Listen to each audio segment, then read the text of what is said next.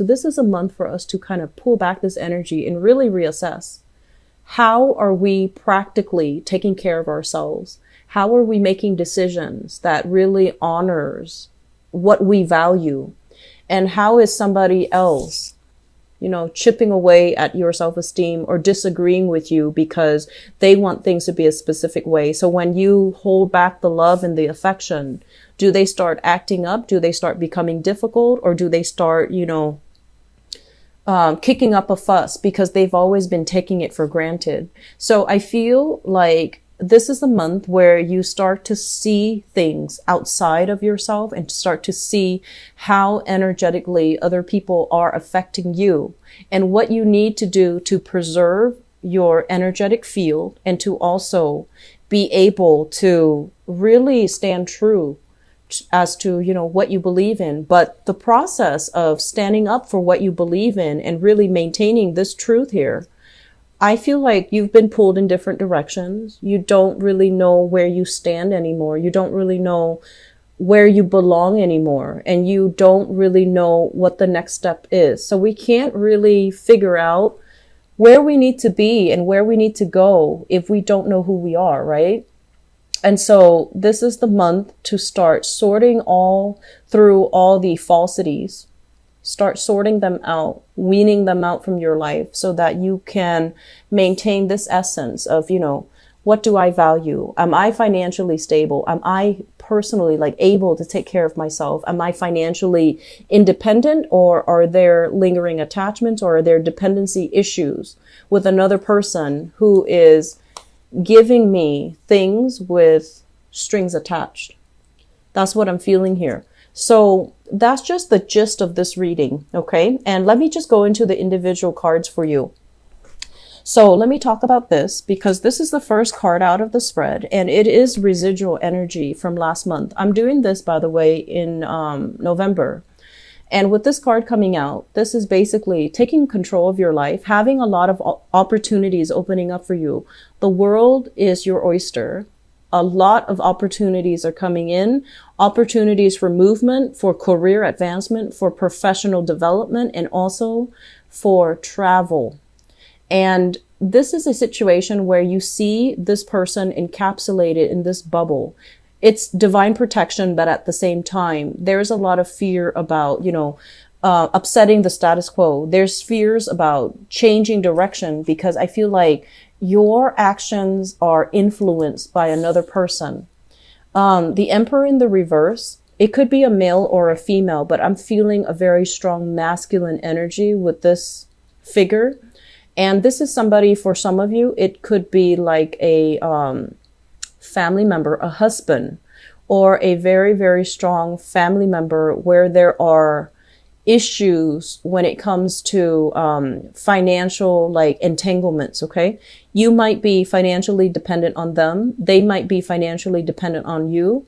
And if you are dependent on them financially, they feel like they have the right to tell you what to do. So it's like giving with strings attached. They might give you financial assistance, but they have conditions that they're imposing upon you. And then likewise, if you're giving them financial assistance, I feel like they expect more. They take it for granted and they're not using money in the best way. So there's some issues here about, who are you giving your energy away to? And I'm just seeing here control issues, and it is finance related with both of these cards. So the best thing for you to understand here is you have to know when to draw the line. You have to also realize as well when you need to kind of draw back and fill yourself up energetically, make yourself, stable financially, take care of yourself in practical ways. Make sure you are fed, make sure you are sleeping at night, make sure that you take care of yourself. And don't give your energy away. Okay, so that's just pretty much what I'm feeling. I'm sensing many of you will be distracting yourself as well on the work end. So this is a really good card overall that indicates, financial stability and abundance, but it requires a lot of work to get yourself here, or it requires a lot of work to maintain this state, mainly because there were a lot of responsibilities that you had to deal with, last month. There were a lot of things that you have to stay on top of. And so it's constantly like, it's like fighting back the weeds. They keep growing and you have to constantly, chop them down, garden and, constantly keep on top of them. And I'm also sensing as well, children growing up very, very quickly, and you're trying to find ways to take care of everything, keep everything afloat, because I do feel like there's a big component for many of you of being very proud of being able to take care of the people that you love. And sometimes you might go overboard, showering them with, gifts instead of affection because your time is limited. So we have to really understand what is crucial here. When we give a gift, think of it as what's the most valuable thing you can give another person. It's not really material things. It's mainly, your undivided attention, your time, and your energy, and kind of figuring out, who do you give that to? Who is worthwhile? Who is not going to take you for granted and behave like they're entitled to it? And if you also get in the habit of giving so much in material things, even though financially you might be struggling, is that setting a good precedent for future obligations, or, future, is that like setting a good example overall? So I feel like there are a lot of things here that needs to be re-examined, that needs to really be drilled in. And I don't know how else to tell you these things, because I feel like, month after month, it's the same type of energy. So it is the holiday season. I just want to wish you all, a very happy holiday season. But I also feel like in the process of getting involved with family members, we don't always see eye to eye. And when it comes to family, it comes with a lot of karma. It comes with a lot of baggage. And it comes as well with a lot of obligations, okay? And so if you're at this space where financially you're doing really well for yourself, I feel like other people in your family who are not, they're going to reach out for assistance. And so you really need to pick and choose whether or not you're able to take care of yourself as well as them, or whether or not, taking care of them or helping them in some way is going to detract you from your own goals, your own needs, and the things that you need to do for yourself. So I do feel here a lot of family tension, situations that might not, where you might not see eye to eye, creative differences. And I feel like, that first message where you're being pulled in different directions, it could be as simple as not agreeing with parenting styles of your relationship partner. It could also be as simple as, I want to send my kids to this school, but my husband or my in-laws want to send my kids to a different school. And so if they're grandparents or their in-laws, they might want the best for the kids. But I feel like financially, you have to look at what is feasible for you. And, don't go bend over backwards to accommodate other people, especially if you know what you need to do. So I feel like other people are affecting your decisions, and it doesn't need to be that way. You don't want to fight it. You don't want to go against the tide. You don't want to, create disharmony. But there are some things that is the best outcome, that is the best course of action. But because you don't want to upset, everybody else, that you find yourself kind of pigeonholed into doing something that they want you to do, rather than something that you feel should be done for everybody's greater good, right? And so we need to be a lot less, I want to say, don't be so easily influenced by other people. Hang on to your truth. Figure out what you need to do and figure out what you want. because this is a state here of confusion, being very stuck, being very stagnant, not making any type of a move. And so while you're like this, thinking about, best case scenarios, worst case scenarios, I feel like all of it is playing out in your mind. The sword energy with this 8 of Swords and also this 6 of Swords, this is pretty much things playing out in the thought processes, but they're not manifesting in a tangible way in the real world. Actions are thought about rather than taken. Things are talked about or pondered about, but not really, they're not carried out in the real world. And so that's why, with this in the reverse, it's like you're going back and forth in this decision making process, but nothing is really moving and things are just back and forth, kind of stagnant. So visually, I want you to see, what I'm getting at here, because I feel like this is multiple months of energy kind of built up and it needs to be released. And it is the end of the year. It's a good time for us to really think about what we need to do, where we need to go, what have we already tried and it didn't really work out for us in the past, and how we need to, start making different sets of decisions, okay? I'm feeling as well, some of you, I have as well, the 5 of Cups. And the 5 of Cups is kind of like regrets, sorrow. It deals heavily with things that you wish would have happened a different way, things that you wish you hadn't said, things that you wish you hadn't done, or things that you wish like you could go back in time and have a do-over and approach it from a different mindset. And the point here is, with this card, it basically means opportunities are opening up. So you're definitely on the right track. You're definitely where you need to be. You're exactly where you're supposed to be. And so cycling through these, should've, could've's, I don't feel that it's the right thing to do. It's a waste of energy.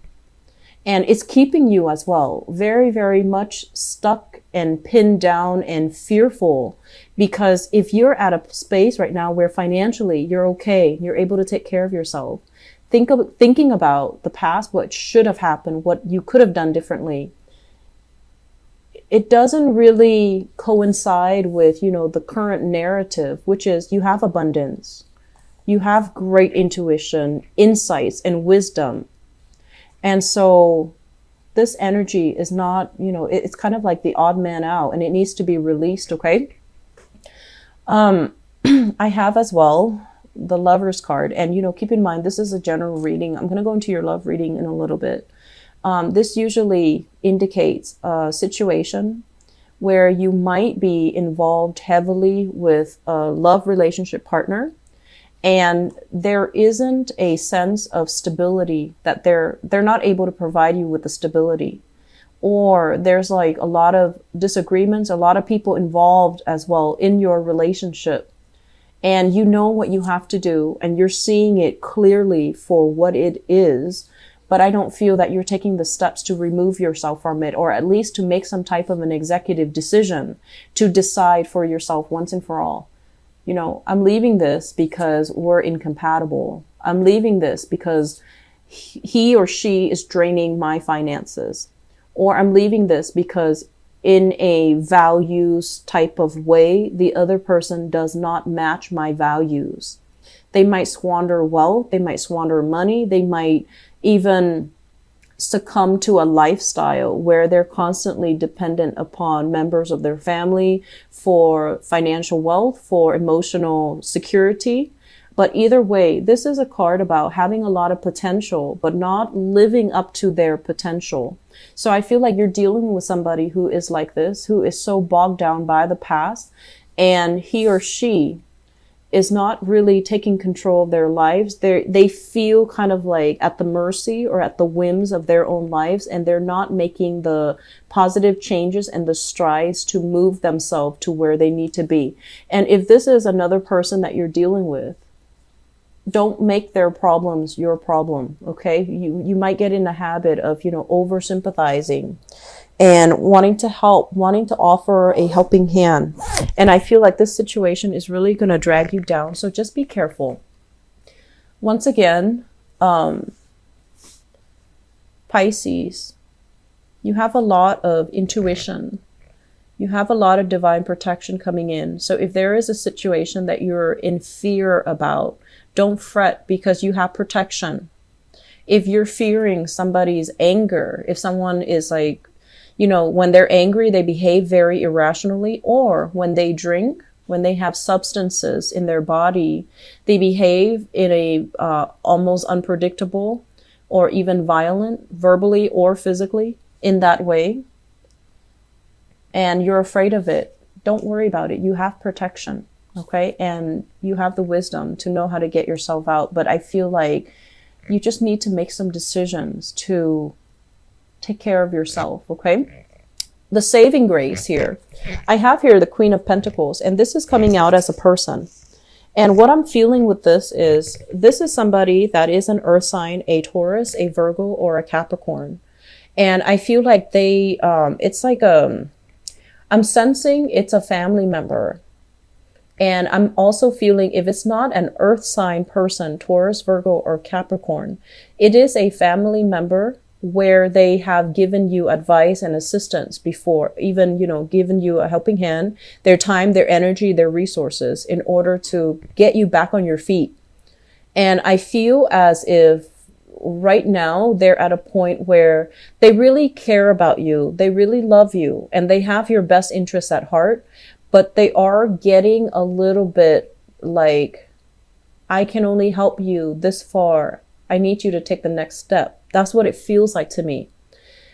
Or they could give you, I can give you this, but you have to do such and such with this assistance that I'm giving you. So there are strings attached and there are conditions, you know, for good or bad. But I feel like one person, and you might appreciate, you know, the way in which these two energies are juxtaposed next to each other. One person loves very, very conditionally. The other person loves unconditionally. But they only want to give out help and assistance because they want you to do things that will be better for you in the long run. So don't mistake these two energies, okay, and clump them together because they definitely don't belong together. So I just want you to be aware that I feel like you're in a situation where you're not taking control, and you need to, you know, kind of step up and take control here. And I do feel as well, as much as I hate saying it, I just feel like some members of the family are getting very impatient. And I feel like they're going to step in and intervene. So don't let it get to that point. You need to take charge of your own life and not, you know, not waver when you've already made up your mind. Okay, so I'm going to leave it at that, Pisces. I don't feel financially it's a rocky month, but I just feel like in your interactions with other people, it confuses more than it helps. It confuses you more than it clarifies the situation. So really sit with yourself and, you know, listen to your intuition and really sit with yourself and figure out what you want to do, what you want to happen, what you need to do to clear up all of this fog so that you can get yourself, leave this behind so you can get yourself where you need to be so you can have a lot more financial abundance in your life.